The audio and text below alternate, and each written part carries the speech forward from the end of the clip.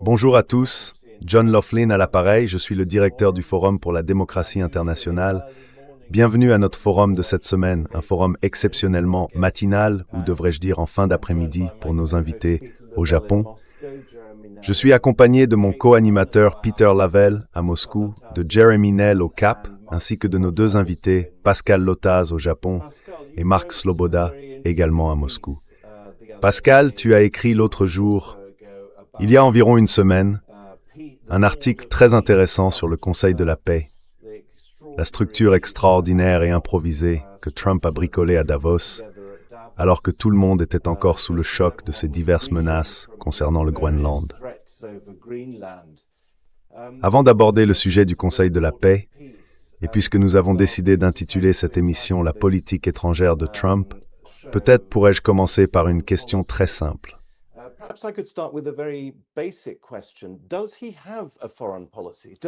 A-t-il une politique étrangère? Trump a-t-il une politique étrangère? Si tu demandes, je ne sais pas, quelle est la politique étrangère de la Grande-Bretagne? Il est relativement facile de répondre à cette question. C'est de rester aligné sur l'Amérique.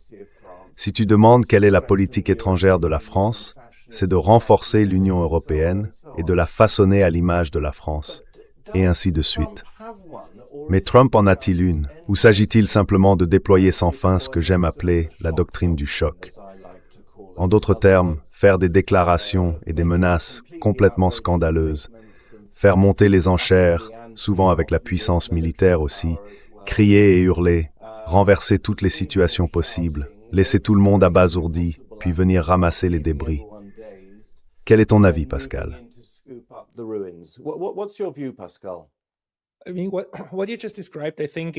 Je veux dire, ce que tu viens de décrire, je pense que c'est sa tactique, sa manière de mettre en œuvre ce que je considère comme une politique, ou du moins, dans son esprit, une stratégie qui se forme autour des sphères d'influence.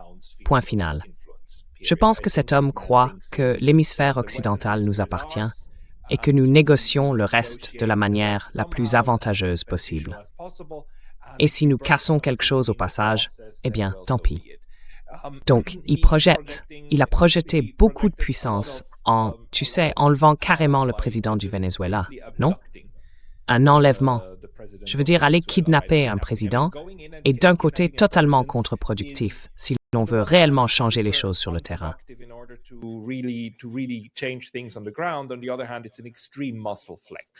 D'un autre côté, c'est une démonstration de force extrême. Je veux dire, le message, surtout en Amérique latine, est, je pense, bien compris. On peut voir à la colère des gens qu'il est compris. Et je crois vraiment que cette tactique d'intimidation, c'est bien une tactique d'intimidation, non? C'est ainsi qu'il fonctionne. Mais quand on parle de stratégie, il a clairement indiqué, à plusieurs reprises, que l'hémisphère occidental nous appartient. Doctrine Monroe 2.0. C'est notre cour, notre jardin. Nous chasserons tous les autres et nous vous intimiderons autant que possible.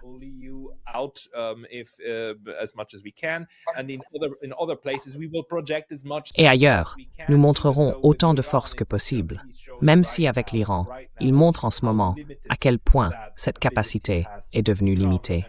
Et avec l'Ukraine aussi. En même temps, comme tout tyran, il ne cédera jamais rien à moins qu'on ne lui reprenne, n'est-ce pas?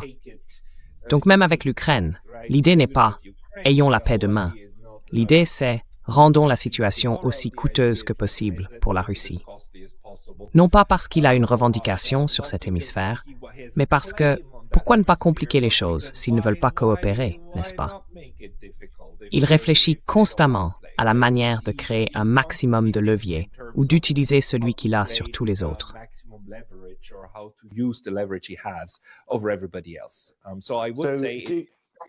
Je dirais donc, pensez-vous qu'il y ait réellement une rupture dans la relation transatlantique? Ou croyez-vous, comme certains le disent, qu'il ne s'agit que d'un jeu d'illusions destiné à pousser l'Europe à payer davantage pour ce qui sont essentiellement des politiques américaines?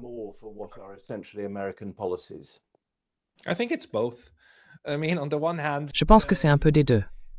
Je veux dire, d'un côté, il y a bien un changement dans la manière dont fonctionne l'Alliance transatlantique, non? on observe un changement clair de ton. De l'autre côté, cela conduit à ce que Brian Berletic et d'autres appellent une division du travail pour mettre en œuvre la stratégie. Mais ce n'est plus fait sous le prétexte humanitaire du « tous pour un pour tous ». C'est plutôt du genre « non, c'est nous les patrons, on te dit quoi faire. Et le chien court. Tu sais bien que c'est toi le chien. »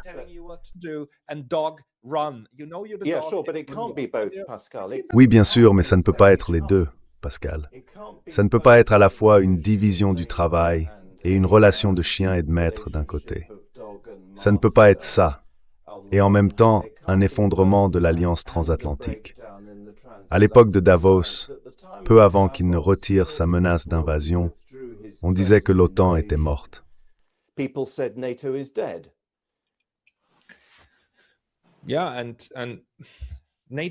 Oui, et l'OTAN. Je veux dire, l'OTAN est en état de mort cérébrale depuis un bon moment. Mais l'alliance transatlantique, telle que les Européens pensaient qu'elle fonctionnait, et la manière dont ils pensaient que l'OTAN devait fonctionner, je pense que cela, c'est mort. L'OTAN, en tant qu'instrument de puissance permettant aux États-Unis de diriger leurs satellites, existe toujours bel et bien. Très semblable à la façon dont le pacte de Varsovie servait d'outil pratique à l'Union soviétique pour gérer ses alliances ou son environnement. Les États-Unis, pendant très longtemps, ont fait semblant qu'il s'agissait d'un club d'égaux, ce qui est désormais parfaitement clair que ce n'est pas le cas. Si le patron dit qu'il veut une part du gâteau de l'un des autres, eh bien, l'autre va au moins en baver, non? Donc, l'ancienne idée que les Européens se faisaient de ce qu'était l'OTAN, celle-là est morte. Mais l'OTAN, en tant qu'outil de puissance, je pense, est toujours bien présente.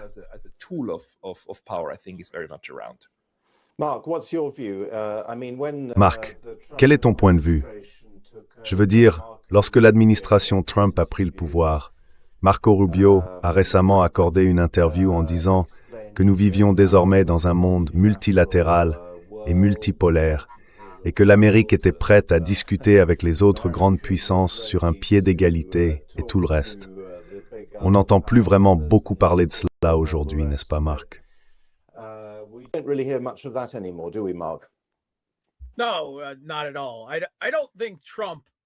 Non, pas du tout. Je ne pense pas que Trump, en tant qu'individu, ait une stratégie, une vision stratégique globale. Il a quelques formulations vagues d'une politique étrangère de grande puissance, un peu comme celle qu'aurait pu mener William McKinley au XIXe siècle, ce qui semble être à peu près le seul livre qu'il ait jamais lu de sa vie. Et il a son propre style de négociation, disons-le ainsi, celui d'un parrain de la mafia, avec beaucoup de menaces. Ce qui est à toi est à moi. Il a en quelque sorte reformulé la politique étrangère américaine à un niveau individuel et tactique, comme un système de protection à l'échelle mondiale. Maintenant, il a bien des gens dotés d'une vision stratégique derrière lui, n'est-ce pas? Elbridge Colby, en tant que vice-ministre de la guerre, ou je suppose maintenant secrétaire à la guerre chargé de la politique.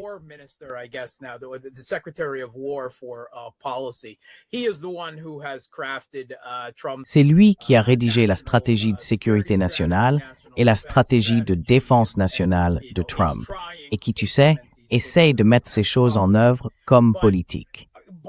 Mais ces deux documents montrent clairement que les États-Unis souhaitent se retirer du Moyen-Orient, laissant essentiellement tout à l'Iran et à quelques États arabes vaguement définis qu'ils estiment alignés sur les accords d'Abraham pour gérer la situation. Mais tout ce vaste renforcement en vue d'un changement de régime que l'administration Trump a mis en place dans le Golfe Persique montre bien que, tu sais, on peut rédiger une politique étrangère pour Trump, une vision stratégique, mais cela ne veut pas dire qu'il va la suivre. Et pour ce qui est des Européens, je dois, avec tout le respect que je te dois, être en désaccord avec toi, John.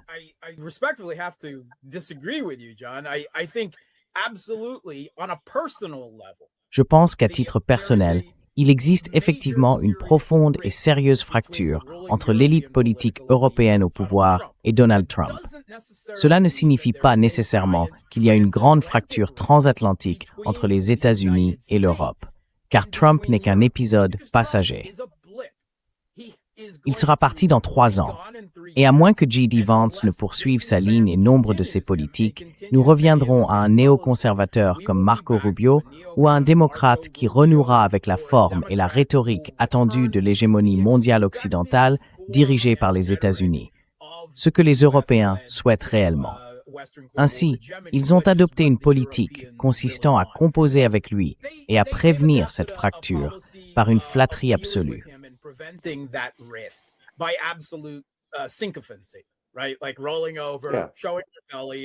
Exactement, comme se retourner, montrer son ventre et pleurer papa. Et tu sais, ils ont été remarquablement doués pour ça, malgré toutes les provocations que Trump a lancées, y compris une menace d'annexer le Groenland.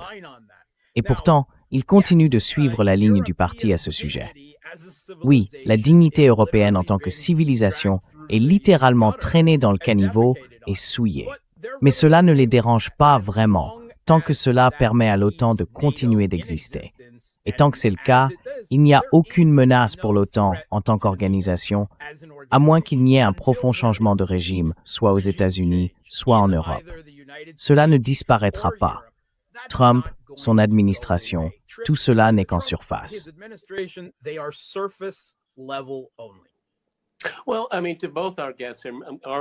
Eh bien, je veux dire à nos deux invités, est-ce qu'on ne surintellectualise pas un peu tout ça? Ce qui l'intéresse, ce sont les victoires. Je veux dire, je ne pense même pas qu'il comprendrait notre conversation. Je pense que l'histoire du Groenland n'est pas encore terminée. Je pense qu'elle doit encore se jouer. Pourquoi? Pour des raisons stratégiques? Non. Pour les minerais? Non. Ah, l'héritage, c'est ce qui le motive. Pascal, je me souviens que l'une des premières fois où nous avons parlé, je t'ai interrogé sur les études de neutralité. Et je t'ai dit, Pascal, est-ce que la psychologie y joue un rôle? Et tu as répondu, non. Et j'ai dit, eh bien, peut-être, elle devrait. Parce que je pense qu'il y a un élément de... Écoute, je suis d'accord avec presque tout ce qui a été dit ici, des réflexions de très haut niveau. Mais ce n'est pas ainsi que Trump pense. Et je pense que, tu sais, nous avons ce que j'appelle le dilemme du bon sens. Nous utilisons le bon sens. Lui, non.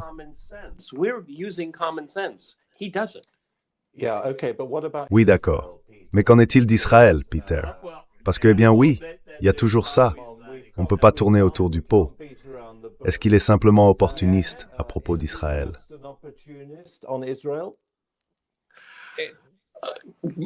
Pascal, vas-y.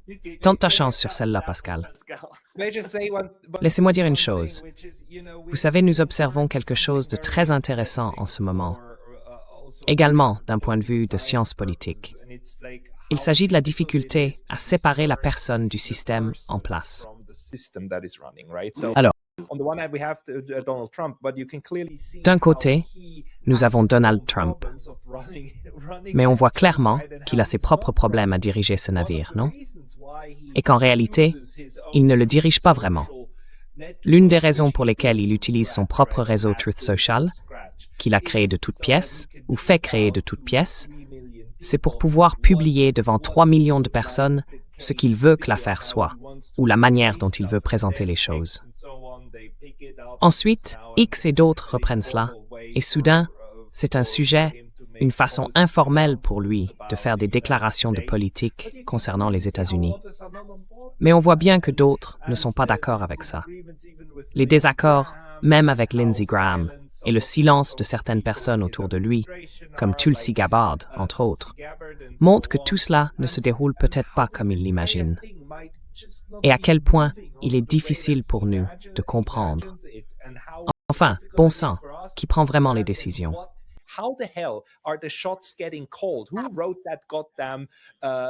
Qui a écrit ce fichu document stratégique? Et maintenant, ils sortent un nouveau document stratégique du Pentagone.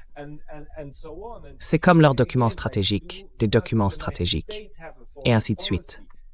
Et encore une fois, est-ce que les États-Unis ont vraiment une politique étrangère? Il y a différentes branches qui font des choses différentes, et Donald Trump en fait partie. Pas une partie négligeable. Mais il est intégré dans tout un système. Même l'affaire du Venezuela. Je veux dire, à un moment donné, il a dû avoir plusieurs plans sous les yeux, non? et on ne peut même pas être sûr que c'est lui qui l'a choisi. Alors, qui prend les décisions? C'est vraiment, vraiment flou pour moi.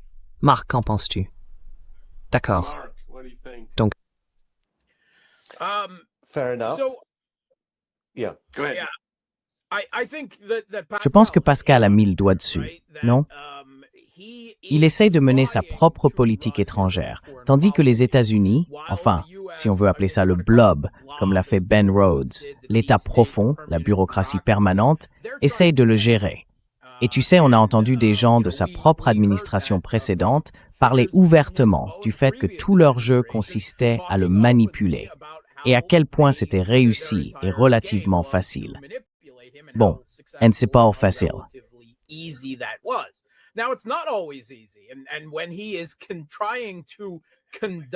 Et lorsqu'il essaie de mener sa propre politique étrangère, à travers ses tweets ou ses vérités en majuscules sur les réseaux sociaux, comme l'a souligné Pascal Lotaz, il y a probablement une agitation à chaque fois qu'il fait cela pour gérer la situation, en limiter les dégâts ou, dans certains cas, lorsque c'est possible, aller jusqu'au bout.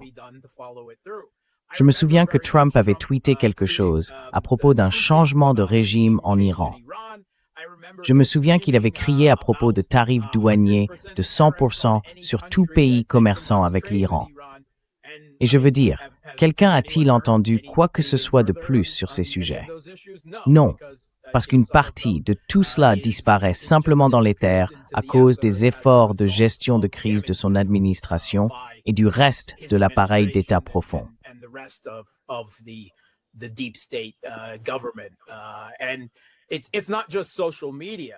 Et ce n'est pas seulement les réseaux sociaux.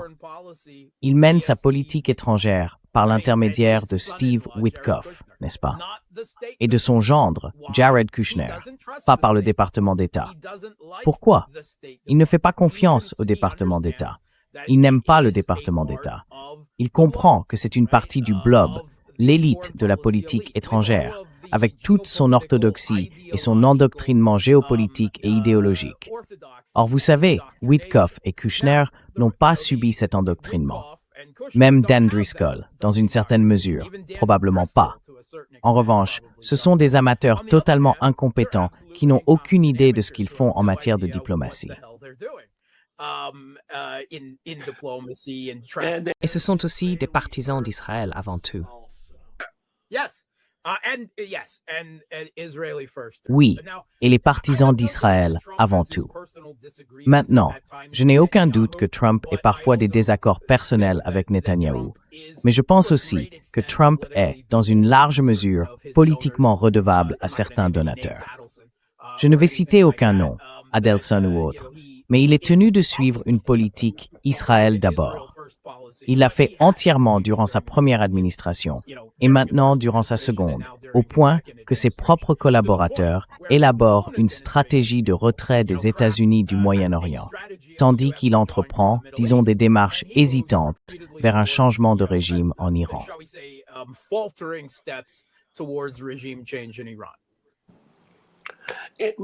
Pascal and Mark, I mean, Pascal, you said that, Pascal et Marc, je veux dire. Vous savez, Pascal, vous avez dit que la politique étrangère de Trump est centrée sur l'hémisphère. C'en est certainement une partie. Il y a quelques prolongements, quelques exceptions. Nous avons Israël, par exemple. La manière dont cela va se jouer avec l'OTAN, je pense, sera déterminée par le résultat final en Ukraine. Mais quelle est votre perception de la façon dont la Russie et la Chine réagissent à la compréhension ou à la vision que Trump a du monde? Parce que, vous savez, nous savons tous que le droit international a toujours été, eh bien, au service des puissants, autrement dit, de la politique des grandes puissances. Mais les Russes et les Chinois doivent composer avec un président très imprévisible, erratique, et cela les rend très sur la défensive. Le manque d'intérêt de Trump pour le traité New START en est un exemple. Et cela a des implications majeures pour la politique étrangère de la Russie. Alors, comment voyez-vous la réaction de la Russie et de la Chine face à Trump? how are you seeing Russia and China reacting to Trump? I see both of them. Je vois qu'ils essaient tous les deux, en gros, de ne pas jouer le jeu. Je veux dire, une chose que Donald Trump fait extrêmement bien, c'est qu'il énerve tout le monde, n'est-ce pas? C'est un maître dans l'art de dominer non seulement le récit, mais aussi la manière dont les choses sont abordées. En un seul tweet, il peut nous faire parler d'un sujet pendant toute une semaine, moi y compris, n'est-ce pas? Et il est tout simplement brillant pour ça. On voit aussi comment il garde toutes ses options ouvertes, parce qu'il a rendu ses propres paroles dénuées de sens. Comparez par exemple toutes les choses insensées que Trump dit, et ensuite il ne se passe rien.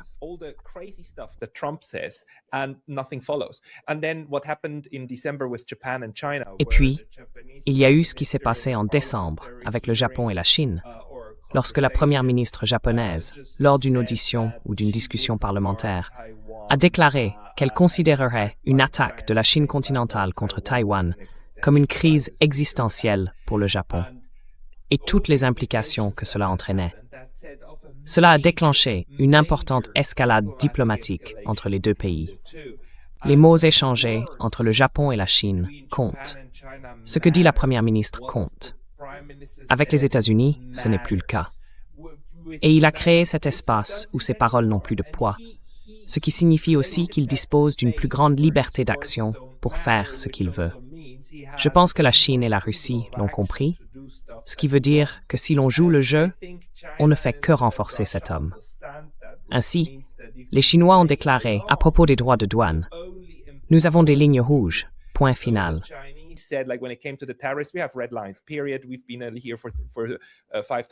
Nous sommes ici depuis 5000 ans. Pendant 4750 de ces années, les États-Unis n'existaient pas. Donc nous pouvons attendre. Et Trump a dû céder. Et la Russie aussi. Par exemple, Trump a essayé de mettre fin à la guerre en Ukraine par un cessez-le-feu. Les Russes ont dit non, non, nous ne renonçons pas à notre carte maîtresse. Nous allons continuer. Nous n'allons simplement pas jouer le jeu. Et à la fin, même ce qui était probablement une tentative d'assassinat, ils ont attendu en disant non, nous allons simplement continuer. Parce qu'ils sont, les États-Unis sont aussi stratégiques, mais eux sont plus, disons, systématiques dans leur approche. Et le système que les deux font fonctionner marche, que ce soit un Biden ou un Trump. Ils ont compris cela.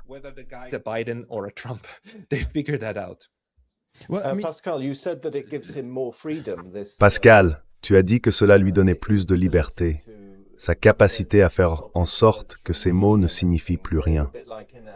Un peu comme dans Alice au pays des merveilles. Je peux faire en sorte qu'un mot signifie ce que je veux qu'il signifie. Tout dépend de qui est le maître. C'est sûrement très dangereux aussi. En dehors du fait que ça lui donne plus de liberté, c'est certainement très dangereux pour sa crédibilité. Je veux dire, en juillet de l'année dernière, on nous a dit que le programme nucléaire iranien avait été anéanti d'un seul coup par des bombardiers partis d'Alabama pour l'Iran et revenus. Et puis, 6 mois plus tard, on nous dit qu'il faut envoyer des canonnières dans le golfe Persique pour forcer les Iraniens à négocier sur ce même sujet. Ces deux affirmations ne peuvent pas être vraies en même temps. Et sûrement, tout comme les Athéniens disaient que la loi n'a pas d'importance et que les forts feront ce qu'ils peuvent, mais ils ont ensuite perdu la guerre.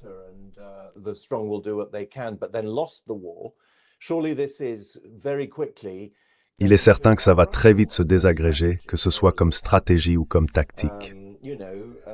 Vous savez, d'accord, Trump n'est qu'un incident passager. Oui, je suis d'accord avec cela. Mark a tout à fait raison. L'establishment réaffirmera son pouvoir s'il ne l'a pas déjà fait. Mais en attendant, la crédibilité du pays est sûrement en lambeaux. Et donc, malgré tout le spectacle grandiose, l'épisode du Venezuela et ainsi de suite, cette démonstration de force impressionnante, l'effet n'est-il pas, au fond, exactement l'inverse?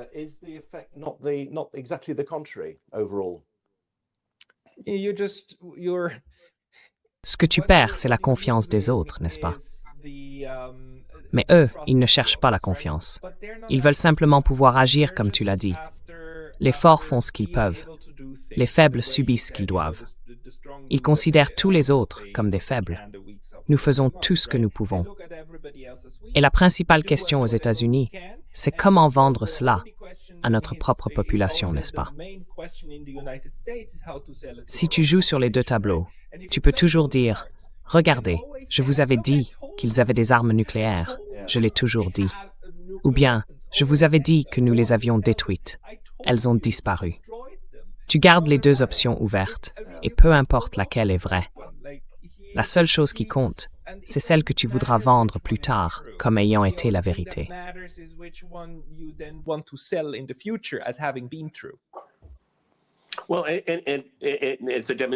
Eh bien, c'est une démonstration que tu as le pouvoir. Tu as du pouvoir. Je veux dire, cela montre la domination. Ce que les faibles pensent, eh bien, peu importe. D'accord. Et Trump change d'avis. Il se contredit. Eh bien, c'est l'homme le plus puissant, nominalement parlant, la personne la plus puissante du monde. John a raison. Je vais définir ce qu'est la réalité, indépendamment de ce que quiconque en pense. Marc, j'adore quand tu fais ça.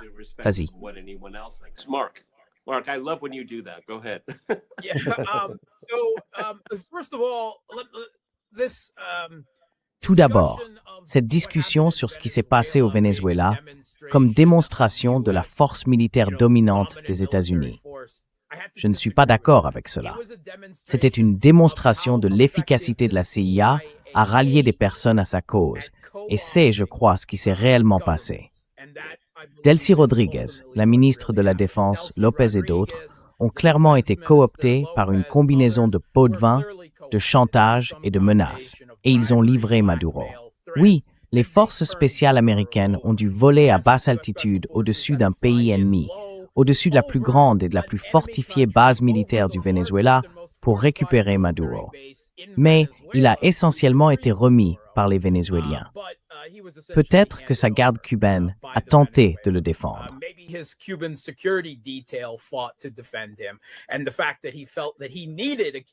Et le fait qu'il ait estimé avoir besoin d'une escorte de sécurité cubaine plutôt que de ses propres hommes en dit long en soi.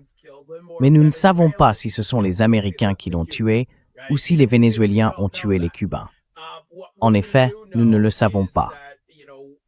Ce que nous savons, c'est que même si elle tient peut-être des propos destinés à apaiser le peuple vénézuélien, elle a été essentiellement soumise.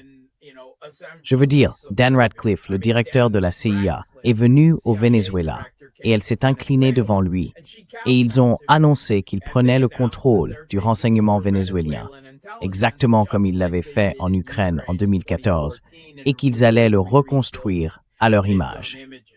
C'est donc une leçon. Il faut craindre la CIA, mais pas nécessairement l'armée américaine.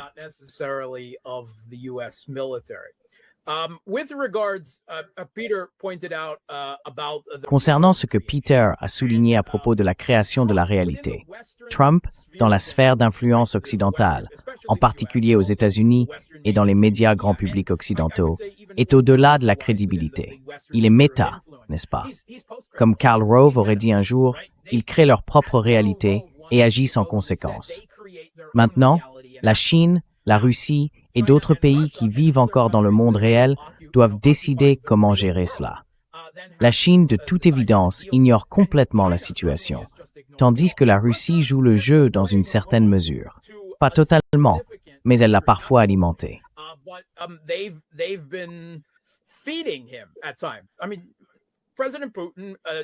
Je veux dire, le président Poutine essaie de manipuler Trump, son ego et tout le reste, tout comme tout le monde dans le monde le fait, y compris sa propre administration, ses alliés, tout le monde. Et Trump le veut ainsi. Je veux dire, il s'imagine comme l'empereur Dieu de l'humanité, où tout le monde vient à sa cour et lui rend hommage. Oui, c'est attendu.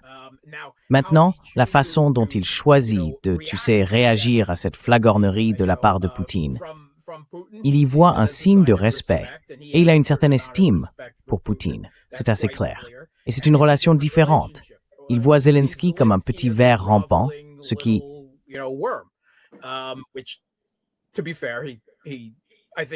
Pour être juste, je pense que c'est une évaluation précise lorsqu'il s'agit des sphères d'influence. Je crois qu'il faut vraiment faire attention à ne pas supposer que les États-Unis agissent dans ce cadre-là. Je sais que beaucoup de gens utilisent ces termes à tout va, mais si l'on revendique une sphère d'influence en tant que grande puissance dans un monde de grande puissance, cela signifie aussi que l'on reconnaît que d'autres grandes puissances ont leur propre sphère d'influence dans lesquels on hésite à intervenir. Et ce n'est pas le cas. Je ne pense pas que l'administration Trump s'oriente vraiment dans cette direction. Peut-être qu'il y a certaines personnes au sein de l'administration Trump qui le souhaiteraient. Elbridge Colby, par exemple.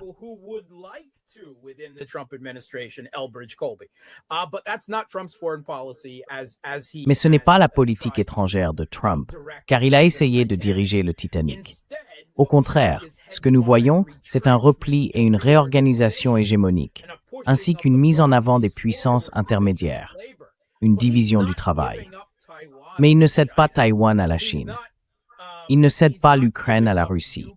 L'hémisphère occidental est mon hémisphère, et vous n'êtes même plus autorisé à y commercer. Mais je fais aussi tout ce que je peux pour provoquer un changement de régime en Iran.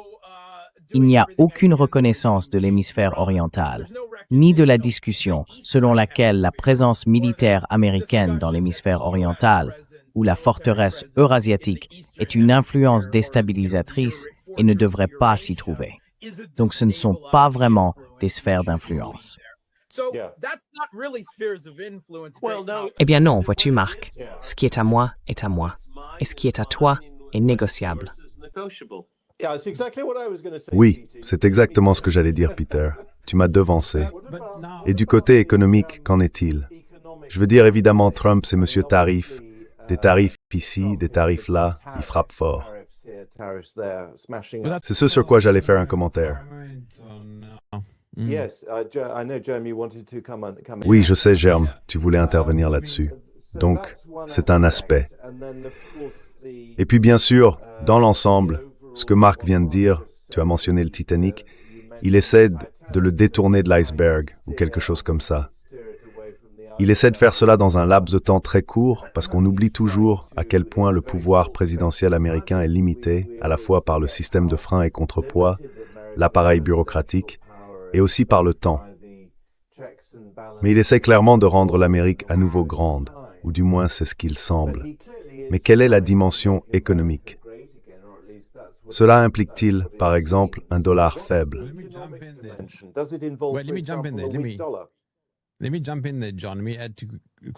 Laisse-moi intervenir, John. Laisse-moi ajouter rapidement quelque chose à ce que tu dis. Trump a bel et bien une politique étrangère. Je veux dire, si tu regardes ses guerres tarifaires et ses menaces de sanctions, il est en train de rendre la Chine à nouveau puissante. Parce qu'ici, en Afrique du Sud, il n'a aucune sympathie pour nous depuis que nous avons poursuivi Israël en justice. Et avec les droits de douane qu'il nous a imposés, entre 25% et 50%, ils ont directement affecté nos exportations vers les États-Unis. Par exemple, l'entreprise de mon père doit maintenant changer de cap. Elle doit se tourner des États-Unis vers l'Orient. C'est précisément la conséquence de sa politique étrangère.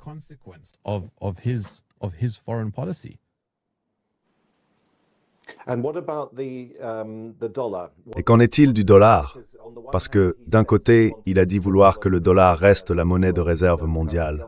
De l'autre, bien sûr, il s'affaiblit considérablement. Est-ce une stratégie pour améliorer les exportations américaines? S'agit-il d'une dévaluation délibérée? Après tout, le prix de l'or a augmenté de 50% depuis son arrivée à la Maison-Blanche l'année dernière. Alors, s'agit-il simplement de protectionnisme et de mercantilisme purs et simples? Comment vois-tu ça, Pascal?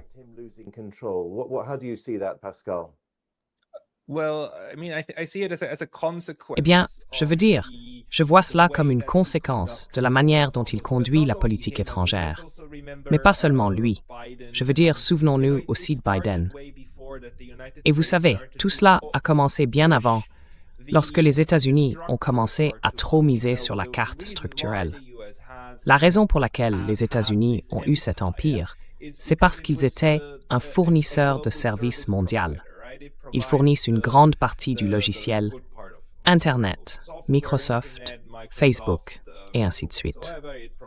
Ils fournissent une grande partie du système de paiement et ils orientent les investissements vers les pays en développement ou du Sud global par le biais du FMI, de la Banque mondiale et des structures qu'ils avaient créées auparavant à travers le GATT puis l'OMC.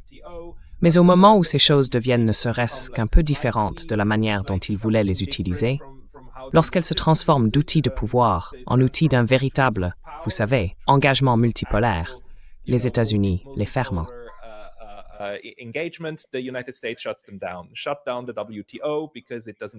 Ils ont paralysé l'OMC parce qu'elle ne nomme plus de juges à la Cour d'appel. C'est mort. Ils bloquent aussi d'autres institutions. Et ensuite, ils leur mettent trop de pression, non? Avec les sanctions contre la Russie, les sanctions secondaires contre tout le monde. Les sanctions, dans ce sens, peuvent fonctionner lorsqu'on les utilise de manière ciblée contre certains pays. Je veux dire, fonctionner dans le sens de les contenir. Regardez à quel point la Corée du Nord a été isolée pendant longtemps. Et comment, en réalité, la Corée du Nord fait partie des bénéficiaires, merci, du désordre actuel, parce que soudainement, elle peut conclure des accords avec la Russie. Soudain, elle ne paraît plus aussi folle, n'est-ce pas, d'avoir des armes nucléaires.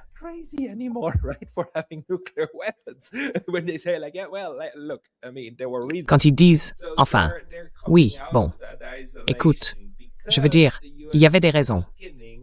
Donc ils sortent de cet isolement, parce que les États-Unis affaiblissent l'infrastructure mondiale qu'ils ont construite en essayant de mettre trop de pression sur tout le monde.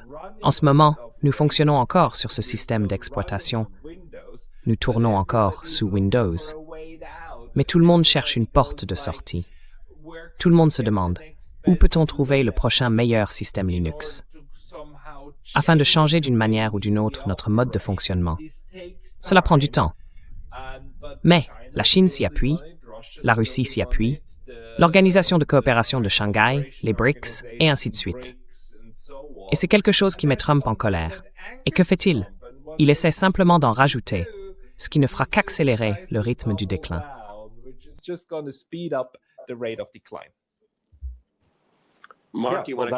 Marc, veux-tu le faire?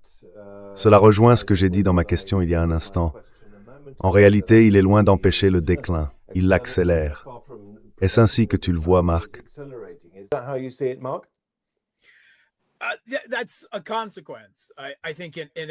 C'est une conséquence, je pense, inévitable. Je veux dire, c'est le trope classique de Star Wars, Un Nouvel Espoir, le premier film. Plus on resserre son étreinte, plus les systèmes stellaires glissent entre les doigts. À un certain niveau, Trump, et certainement des gens dans son administration, reconnaissent que maintenir le dollar américain comme monnaie de réserve mondiale, tout en poursuivant simultanément l'hégémonie et la primauté occidentale dirigée par les États-Unis, est extrêmement coûteux. En fait, cela devient paralysant. Et vous savez, Trump ressent beaucoup de ressentiment et de mépris envers l'Europe, sentiment partagé par une certaine partie de l'élite américaine, qui voit l'Europe comme des sociétés d'État-providence, pleines de luxe. Comme vous savez, l'éducation et les soins de santé gratuits ou subventionnés, et ainsi de suite.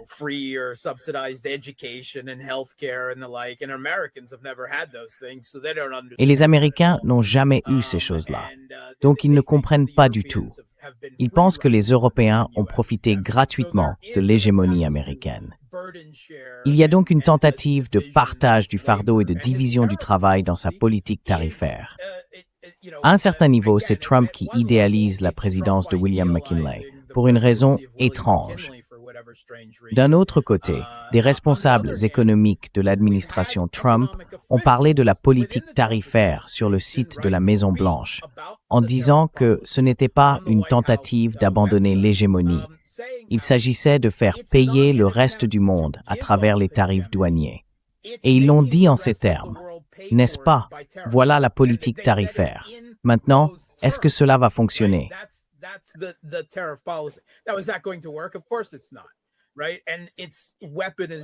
Bien sûr que non, exactement. Et sa militarisation a commencé sous l'administration Biden, mais elle s'est certainement poursuivie. La militarisation, vous savez, de ces institutions de l'hégémonie américaine, de leur contrôle sur l'architecture financière mondiale, les systèmes de paiement, et ainsi de suite. Cela est allé trop loin. Et c'est une chose de faire cela à la Corée du Nord et à la Syrie. mais leur tentative d'infliger une défaite stratégique à la Russie par ces mécanismes a complètement échoué. Et cela a plongé tout le système dans une crise. Et le BRICS Plus est en train de former au minimum la capacité naissante de créer un système parallèle. Parce qu'il y a une reconnaissance du fait que les États-Unis ne sont plus un fournisseur fiable de ces biens publics mondiaux que Pascal Lotta a mentionné. Si on pouvait changer de sujet, les gars, comment expliquer la politique de Trump envers l'Iran? Tu m'as branché une puce dans le cerveau, Peter?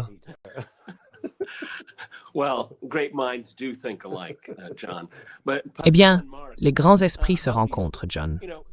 Mais Pascal et Marc, il semble qu'il y ait ici un certain recul. Il y en avait déjà eu un en juin de l'année dernière, et il y a eu une attaque. Donc je prends tout cela avec des pincettes. Et si nous avons le temps, les négociations sur l'Ukraine, les gens sont dans le vide. Je veux dire, en réalité, ce sont les Ukrainiens qui négocient avec les Américains et les Américains qui négocient avec la Russie. Mais il n'y a pas de négociation Ukraine-Russie. C'est très très déformé. Mais si nous pouvions rester sur l'Iran, parce que j'ai tellement parlé de l'Ukraine ces dernières années, comment voyez-vous tous les deux la politique de Trump? Parce que la partie n'est pas encore terminée. Allez-y.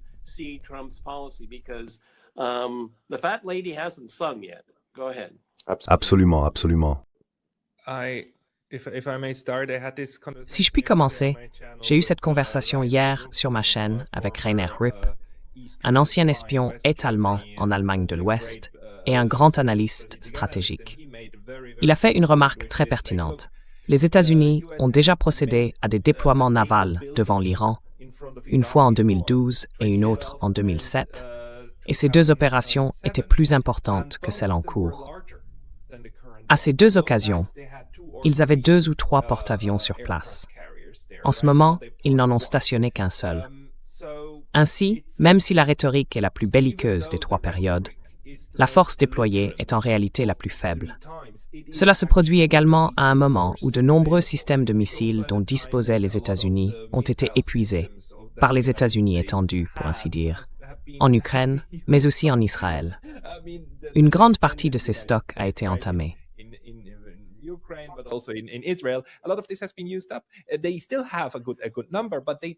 Ils en ont encore un bon nombre, mais ils mettent en réalité beaucoup de temps à être déployés. Et même si tous ces navires tiraient en même temps, ce serait fini.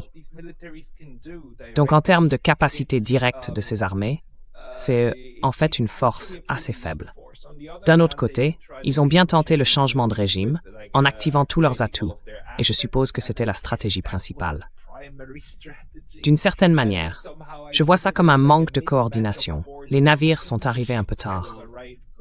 Alors que fait-on maintenant? On continue à faire de la posture et quelque chose. Mais pour le moment, je crois qu'en réalité, l'Iran est en train d'appeler leur bluff.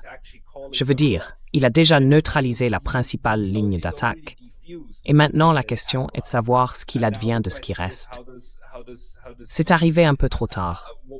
C'est ainsi que je l'interprète, du moins pour l'instant.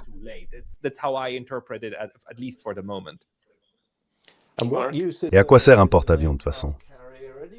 Un porte-avions est sûrement une cible facile, même pour l'Iran. Et non seulement ça, tu n'as même pas besoin de couler le truc. Il suffit d'endommager le tarmac, non? Juste un petit impact. Pas besoin de le couler. Et ensuite, il sera mis hors service ou devra partir en réparation. Donc, en un sens, ce n'est pas une force très utile qu'il a constituée. En plus, il y a les autres cibles faciles au Qatar, en Syrie et ailleurs. C'est pour ça que les États-Unis se disent « Les gars, on ferait mieux d'évacuer quelques personnes parce que ça pourrait vraiment mal tourner pour nous. » Je veux dire, en dehors du fait qu'ils peuvent tuer des milliers et des milliers d'Iraniens du jour au lendemain, immédiatement, à 4 heures du matin, ça c'est toujours possible. Mais gagner, c'est une autre histoire.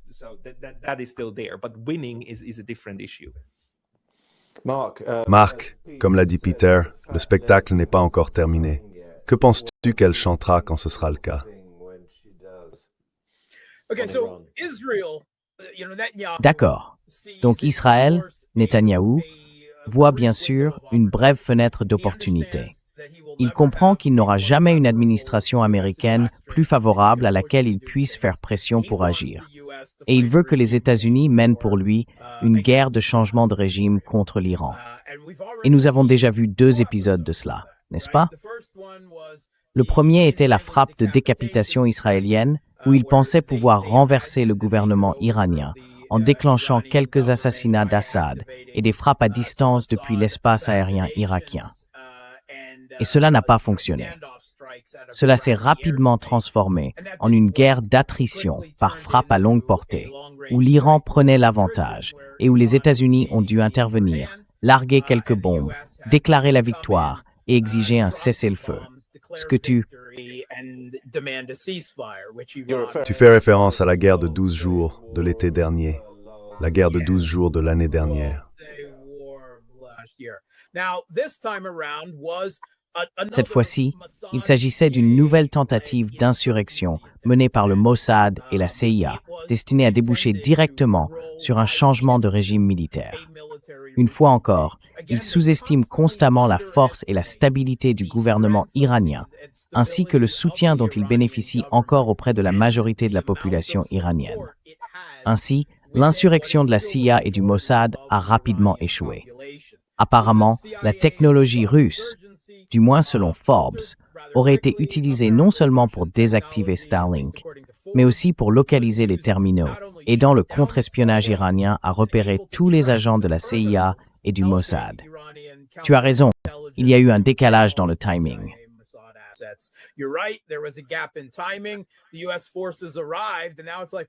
Les forces américaines sont arrivées, et maintenant c'est un peu comme, que fait-on?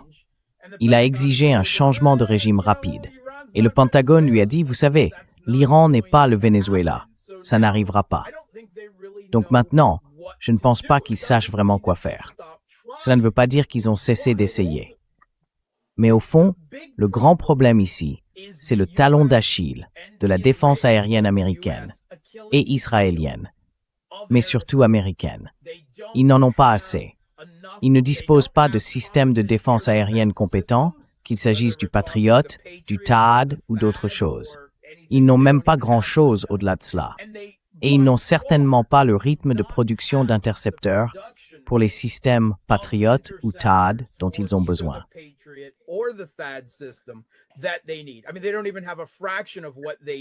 Je veux dire, ils n'ont même pas une fraction de ce dont ils ont besoin. Pour l'Ukraine, pour Israël, pour le Pentagone, pour tous les alliés à travers le monde. Raytheon produit encore environ 650 intercepteurs PAC-3 par an et le système THAAD, moins de 100. Donc, quoi qu'ils fassent, ils ont besoin d'un changement de régime rapide. Parce que si cela n'arrive pas, tu sais, une frappe de décapitation rapide qu'ils s'imaginent pouvoir réussir, ce dont je doute. Alors nous revenons directement à juin 2025, une guerre d'attrition à longue portée avec des missiles balistiques, des missiles de croisière, des drones d'attaque à longue portée. En fin de compte, l'Iran en possède bien plus.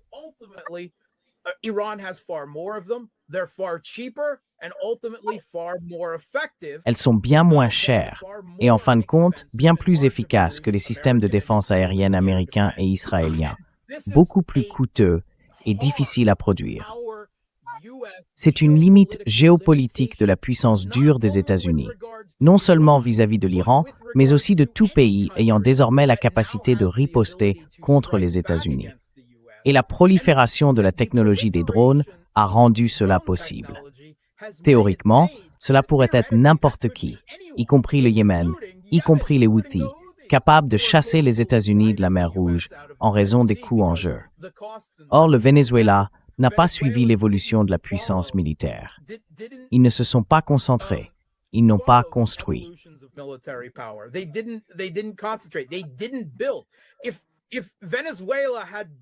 Si le Venezuela avait mis en place un réseau GERAN, même embryonnaire, au cours des dernières années, en s'appuyant sur les développements russes en Ukraine, nous n'en serions pas à la situation actuelle au Venezuela. Mais l'Iran, lui, l'a fait. En réalité, le Géran, cette arme miracle russe extrêmement efficace, et je n'hésite pas à employer ce terme, car c'en est vraiment une, a été à l'origine développée par les Iraniens. Certes, elle a connu de nombreuses étapes d'évolution en temps de guerre depuis, mais cela ne fonctionnera pas avec l'Iran. Il dispose d'une capacité de frappe à longue portée bien trop importante. Les États-Unis n'ont pas de défense aérienne compétente ni suffisante, et ce sont là des réalités géopolitiques entièrement nouvelles et difficiles au Moyen-Orient.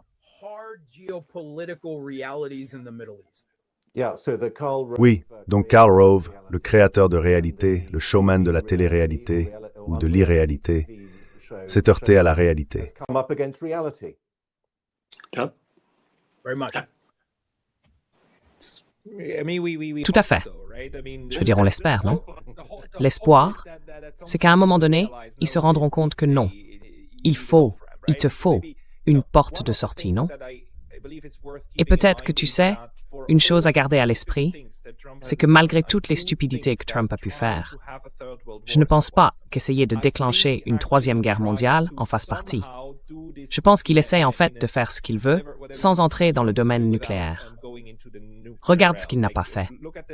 Par exemple, depuis un an, les États-Unis ont des droits de stationnement en Suède et en Finlande, et à part une base, ils n'ont pas doté en personnel les 30 autres auxquels ils ont désormais légalement accès.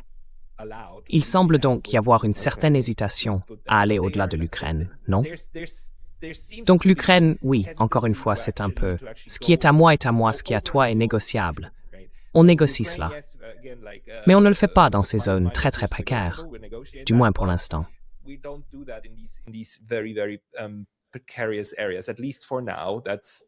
Well, I mean, Pascal, I don't want to, Eh bien, go into the doomsday, je veux dire, Pascal, tu sais, but, je ne veux pas sombrer dans le catastrophisme, mais comme Marc et moi en avons parlé récemment, et il l'a répété ici, Israël a le président le plus docile qu'il puisse imaginer à la Maison-Blanche. Et Israël essaie de résoudre tous ces problèmes en même temps, et nous l'avons bien vu. Est-ce qu'il t'arrive de penser que pour obtenir le prix ultime en Iran, Israël pourrait recourir à l'arme nucléaire? Oui. Pour beaucoup, c'est un État voyou. Je veux dire, vas-tu les condamner? Ils sont dans cette catégorie en ce moment.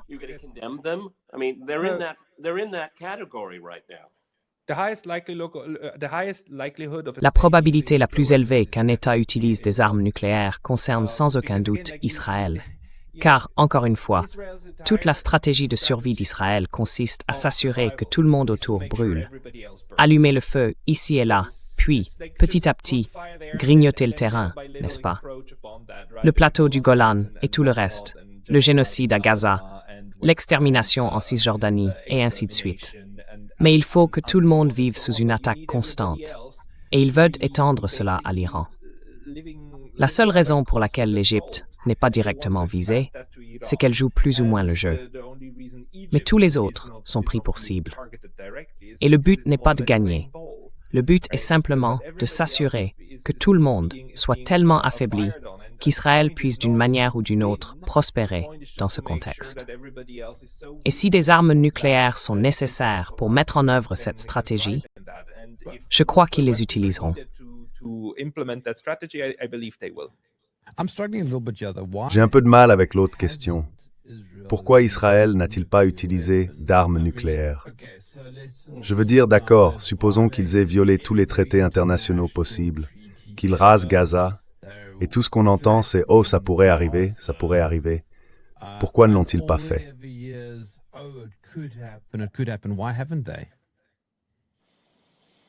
Eh bien, ils ne l'ont pas fait. Ça n'a pas été nécessaire, mais pour leur survie, peut-être. Non, mais que se passerait-il? Que se passerait-il vraiment? Tous les autres pays arabes du Moyen-Orient lanceraient un programme nucléaire. Exactement, c'est ce qui se passerait. L'Arabie saoudite, l'Égypte, la Turquie, ils développeraient tous des armes nucléaires. C'est ce qui se passerait. Sans parler de l'Iran. Ou ils pourraient simplement en acheter un au Pakistan. Mais j'ai du mal avec la morale ici. Donc, il est acceptable de raser Gaza en utilisant tout le reste. Mais au moment où l'on s'approche d'une arme nucléaire, soudainement, on aurait franchi une sorte de ligne.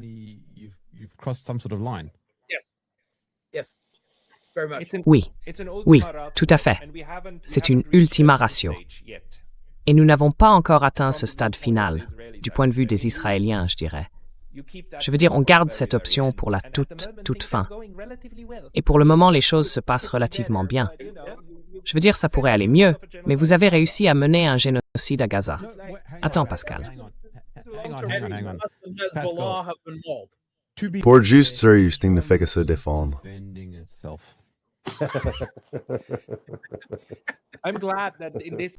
Je suis content que dans ce groupe, on puisse rire de à quel point c'est horrible, non?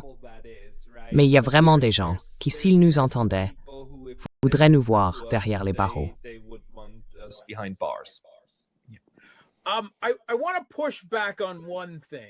Je veux contester un point, à savoir l'idée que Trump fait tout son possible pour éviter la Troisième Guerre mondiale.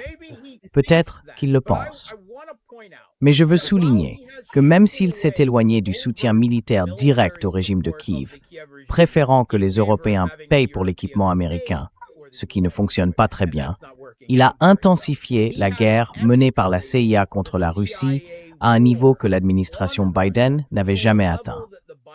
Dans les pages du New York Times, la CIA s'est vantée, au cours des dernières années, d'avoir complètement pris le contrôle du renseignement ukrainien et de l'avoir reconstruit à son image.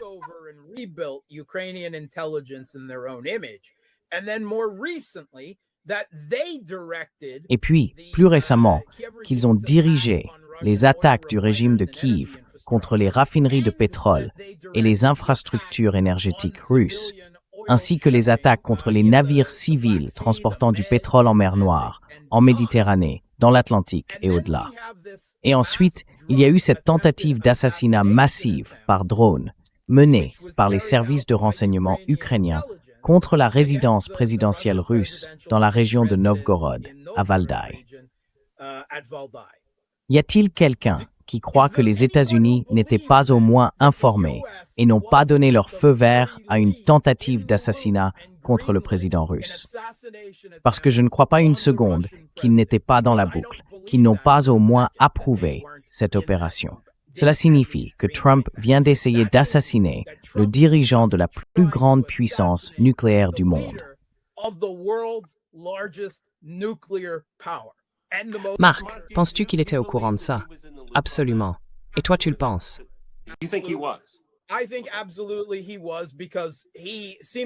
Je pense absolument qu'il l'était, parce qu'il semble croire qu'il existe une déconnexion, que tout ce qu'il fait avec le renseignement se situe en dessous de l'intelligence, en dessous du niveau où quiconque peut le reconnaître et y réagir. Donc je pense vraiment qu'il était dans la boucle. Il adore les frappes de décapitation, n'est-ce pas? Nous l'avons vu impliqué dans la tentative de frappe de décapitation contre la direction iranienne, avec le Hamas, avec le Hezbollah, avec le Venezuela. Soleimani, oui, l'assassinat de Soleimani et des généraux irakiens qui ont été tués en même temps.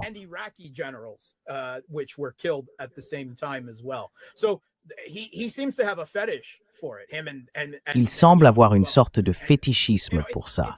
Lui et Netanyahou, tous les deux. C'est une fantaisie totalement absurde, car la seule conséquence d'un assassinat réussi de Poutine serait une garantie à 100%, que je considère déjà comme inévitable, que l'Ukraine perdrait sa souveraineté et serait simplement réabsorbée par la Russie, car la Russie ne s'arrêterait pas. Et celui qui remplacerait Poutine serait bien moins retenu, moins froid et moins pragmatique que lui. Et l'opinion publique le soutiendrait. Pascal. And public opinion would support it. Oui, bien sûr. Pascal Lotta, un dernier mot de votre part. C'est la seule chose que je ne peux pas juger, et une chose que nous devons découvrir une fois les documents publiés. Trump était-il au courant? Était-il dans la boucle ou non? La CIA est-elle sous le contrôle effectif de la Maison-Blanche ou agit-elle comme un État dans l'État? Et vous savez, aurions-nous eu autant de présidents américains morts s'il n'y avait pas eu toutes ces luttes internes? Il y a eu au moins 2, voire 3, tentatives contre la vie de Trump pendant et après sa campagne. Je veux dire, je ne sais pas encore une fois comment ce système fonctionne réellement.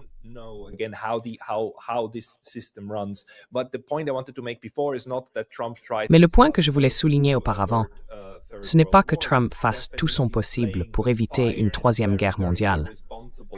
Il joue clairement avec le feu, d'une manière très, très irresponsable et stupide.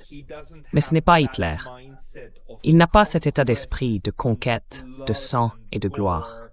Je pense qu'il y a une différence. Dire que quelqu'un n'est pas Hitler n'est pas un grand compliment. Mais je pense que c'est une distinction qu'il faut faire pour comprendre au moins comment cette administration fonctionne. Cela ne veut pas dire qu'il n'y a pas de type hitlérien dans l'administration. Je pense qu'il a des types hitlériens autour de lui. Et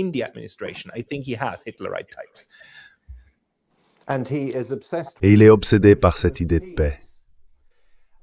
Et encore une fois, d'accord, on peut dire que c'est pour la façade. Peut-être que oui. Mais d'un autre côté, tu sais, pourquoi reviendrait-il sans cesse sur ce thème? Il vient d'écrire au Premier ministre de Norvège que puisqu'on ne lui a pas décerné le prix Nobel, il ne ressent plus le besoin de maintenir la façade de travailler pour la paix.